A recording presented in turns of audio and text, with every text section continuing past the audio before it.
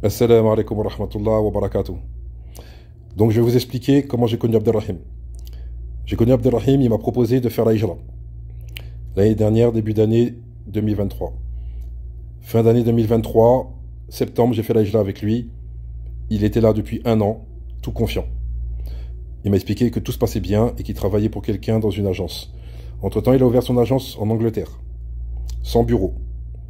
On a fait quelques umrah qui s'est plus ou moins bien passé. Quand ça se passait mal, c'était de la gérance. Il me gérait mal. J'étais là pour l'aider en tant que guide. Je ne suis pas impliqué dans son agence en tant qu'associé. Je tiens bien à préciser ça. Par la suite, 3 mois après, à peu près en novembre, il me propose le Hajj. Il me dit on peut faire le Hajj cette année. Il y a de l'argent à se faire.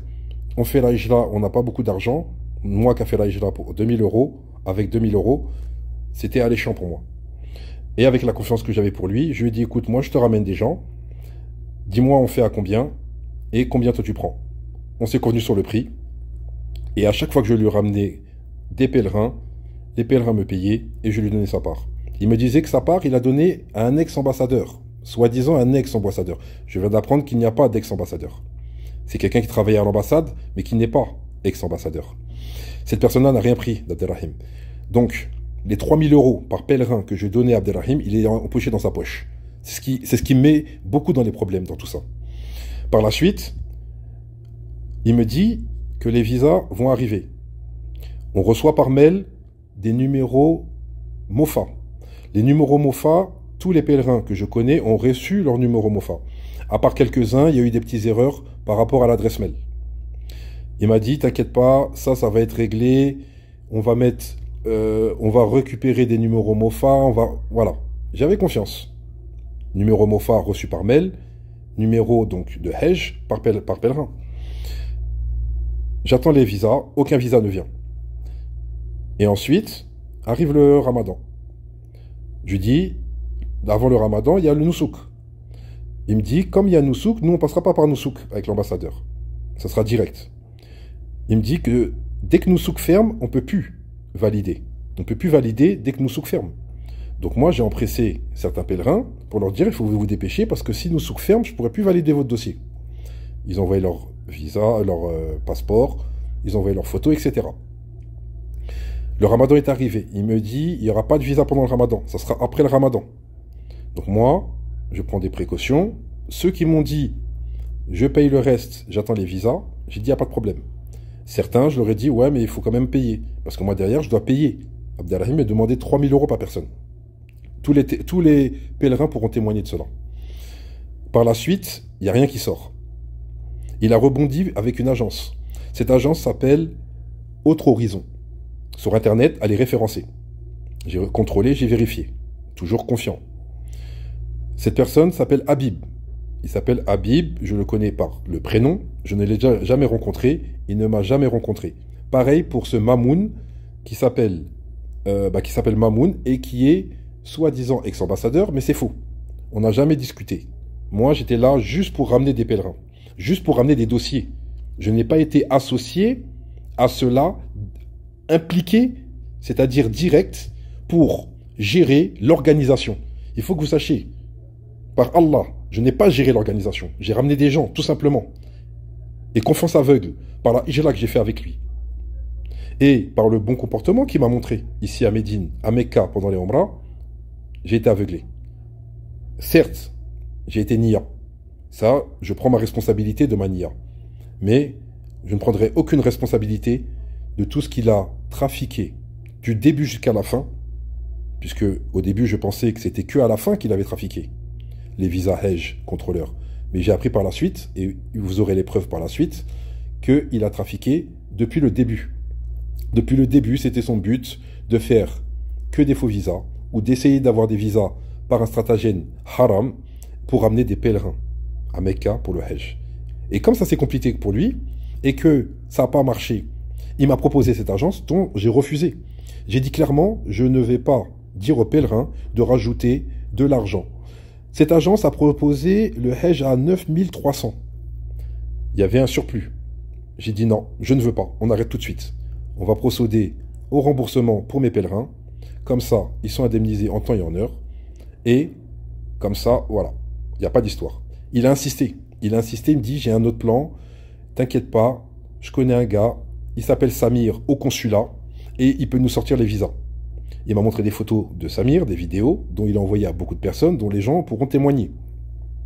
Mais en fait, j'ai appris qu'il n'est jamais rentré dans l'ambassade. Dans le consulat plutôt. Il n'est jamais rentré dans le consulat. C'était juste du paraître, de la poudre aux yeux, pour que j'y croie. Sur le moment, ma confiance toujours en lui, c'est bon. 1 semaine, 2 semaines, 3 semaines, à 1 mois à peu près du départ, il m'envoie aucun visa. Il m'envoie aucun visa, mais il me parle de badge, il me parle de vol. Donc je lui dis, mais pourquoi tu me parles de badge et de vol, puisque tu n'envoies aucun visa? Il me montre des visas sur WhatsApp. Et ces visas sur WhatsApp, c'est comme des PDF que vous avez sur votre WhatsApp en message. Et ces PDF, il me les envoie en photo, tout simplement. Et il me dit, regarde, j'ai les visas, mais je peux pas te les envoyer maintenant, ils sont pas dans le système. Je lui dis, non, Abdelrahim, tu mens. Non, Abdelrahim, c'est pas possible. Je te crois pas. Il y a un truc chelou, il y a un truc louche dans tout ça. Parce que des visas, parce que j'ai déjà fait des visas touristes pour les pèlerins, pour les Omra, et une fois que le visa est sorti, il est dans le système. Donc je lui dis, il y a un truc qui se trame. Je sais pas qu'est-ce qui se trame, mais il y a un truc qui se trame. Donc tu as intérêt à vite me dire la vérité, parce que je vais savoir au bout d'un moment. Il persiste. Il persiste dans son truc, dans son trafic, dans son mensonge. Et il me dit, le consulat ne veut pas envoyer les visas parce qu'on n'a pas les badges et on n'a rien. Il faut qu'on ait tout d'abord, parce que de toute façon, sans les badges, sans rien, à Mecca, il y a un contrôle, ben ça fait un problème pour les pèlerins. Je réfléchis, je le crois un peu. Mais je reste quand même sous mes gardes. Je préviens mes pèlerins. Et je leur dis, j'ai pas les visas. Tous les pèlerins pourront témoigner que j'ai bien dit, je n'ai pas les visas. Abdelrahim ne veut pas me les envoyer. Il me dit que c'est le consulat qui veut pas les envoyer parce que c'est pas dans le registre. Et tout ça, j'ai tout en conversation WhatsApp avec Abdelrahim. J'ai toutes les preuves. Si vous voulez, s'il vous plaît, patientez. Toutes les preuves vont venir et vont sortir. Donc, je pousse plus loin, tout en invoquant Allah pour que les visas sortent vraiment. Je fais dua pour que les visas sortent vraiment, mais je suis mitigé à me dire qu'il ne sortira pas de visa. Je me dis, qu'est-ce qui trame? J'ai aucun élément. On continue. À 1 semaine, j'insiste, je l'harcèle, et j'ai tout ça en audio et en message, vous aurez les preuves par la suite. Et il m'envoie rien. Toujours rien, toujours, il gagne du temps. Au dernier jour, le mardi 11, j'appelle tous les pèlerins, je leur dis, moi, je n'ai pas les visas pour vous, et c'est Abdelrahim qui les a, pour certains. Abdelrahim, il m'a dit, j'en ai pour certains. Ceux qui m'ont dit que j'en ai pour certains, je leur ai dit, demain, vous allez à l'aéroport, mais moi, je vous garantis rien. Parce qu'il ne me les a pas envoyés. Il aurait dû me les envoyer. Et j'ai dit toujours à Abdelrahim, envoie-moi les visas pour les gens, parce que les gens, ils veulent leur visa par transparence. Par transparence, c'est normal que les gens, ils veulent leur visa. Il y a des personnes âgées et tout. Il ne va pas m'envoyer. Il me dit, non, ça sera à l'aéroport, comme pour les Omra. Pour les Omra, c'est à l'aéroport. Je lui dis, non, pour les Omra, c'est à l'aéroport parce que c'est des agences qui sortent les visas. Là, c'est le consulat qui sort les visas. Le consulat ne va pas aller à l'aéroport. Donc c'est bizarre ce que tu me dis. Mais vas-y, tu me dis que ça va avec l'aéroport? Ok, on va voir. Jamais je peux penser qu'il va faire des visas falsifiés. Que ça soit lui qui les ait fait. Que ça soit quelqu'un de complice avec lui qui les ait fait. Il savait que c'était des visas falsifiés. Et je jure Allah, je prends Allah en témoin qu'il le savait. Et c'est pour ça qu'il ne m'a pas envoyé les visas. Parce que si j'aurais scanné les visas, j'aurais tout découvert. Alhamdulillah, il y a des gens qui ont scanné les visas à l'aéroport. Ceux qui se sont présentés. Il y en a qui se sont présentés, je leur ai dit qu'éventuellement il y aurait leur visa. Il y avait des visas, d'autres il n'y avait pas de visa. Ceux dont j'ai dit qu'il n'y aurait pas de visa, ils ont été et d'autres n'ont pas été. Moi, je n'ai rien garanti sur les visas arrivés à l'aéroport, puisque je ne les avais pas sur moi. Je ne peux pas garantir un truc que je n'ai pas moi. Et ça, tout ça, j'ai les preuves. Et les pèlerins pourront témoigner. Il y aura les témoignages des pèlerins, les témoignages de Habib, les témoignages de Mamoun, qui n'est pas un ambassadeur, mais qui a travaillé dans l'ambassade. Il y aura les preuves des virements que j'ai fait à Abdelrahim, 3000 € par personne. Il y aura les preuves des conversations que j'ai eues avec Abdelrahim, dont il ne m'envoie pas les visas, dont j'insiste. Donc, moi, comment on peut dire et m'accuser et dire que je suis associé avec lui, alors que moi, j'étais censé ramener juste des personnes pour qu'ils valident leur dossier, non dans l'organisation. Les gens témoigneront, par Allah, que je n'étais pas dans l'organisation. Quand j'étais en France, il gérait lui de son côté. Et moi, j'étais en France, je faisais mes affaires de mon côté. Rien à voir avec le Hajj. Je n'ai vu personne dans l'organisation du Hajj lorsque j'étais en France. Et je n'ai contacté personne sur WhatsApp dans l'organisation du Hajj. Et je jure par Allah le Tout-Puissant. Les preuves parleront de tout ce que je dis. Par la suite, il y a des gens qui ont scanné, je ne dirai pas leur nom, mais je les félicite. Et alhamdulillah, Allah il les a ramenés pour éclater la vérité. Ils ont scanné les visas, et les visas ressortaient avec la même tête. C'est la même tête d'un Maghrébin qui sortait, même pour le visa d'une femme, pour le visa d'un Africain. C'était un Maghrébin dont ça ressortait sa tête. Donc, à ce moment-là, il se dit innocent. Les gens lui disent, ben, si tu es innocent, qui t'a fait des visas? Le consulat? Ben, viens, on va voir le consulat. Il ne veut pas y aller. Il ne veut pas sortir de l'aéroport. Donc, on voit bien qu'il est complètement impliqué. Il est complètement impliqué et il continue à nier. Jusqu'à l'heure où je vous parle, il continue à nier et ça, c'est pas bon pour lui. Il n'a fait aucun remboursement depuis qu'il a été impliqué. Il a fait quelques remboursements vite fait, ça c'était pour endormir les gens.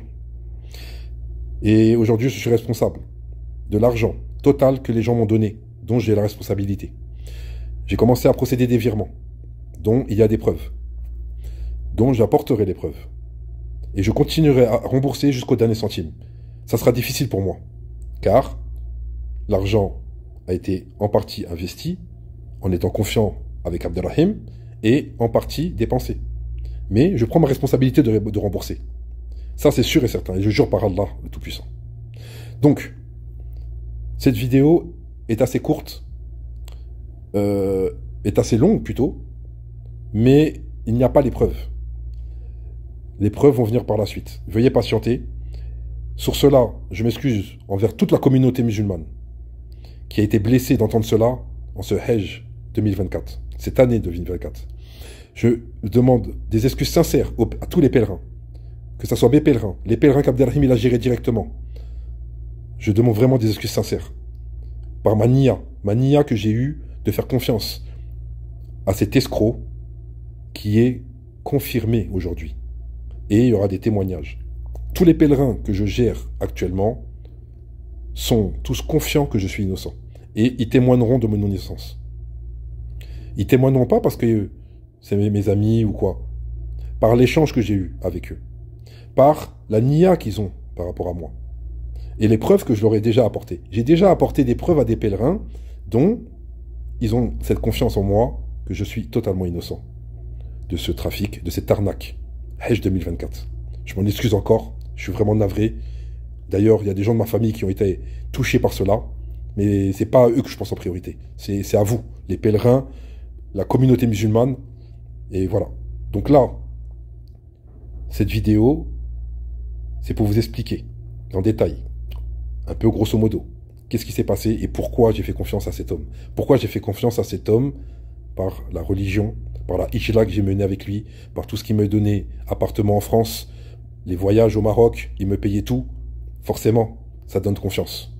Et les éléments faux qu'il m'a apportés. Il m'a apporté des éléments, mais en fait, c'était de la supercherie. J'ai été nia. Je m'en excuse. Parce que je ne peux pas retirer totalement ma responsabilité.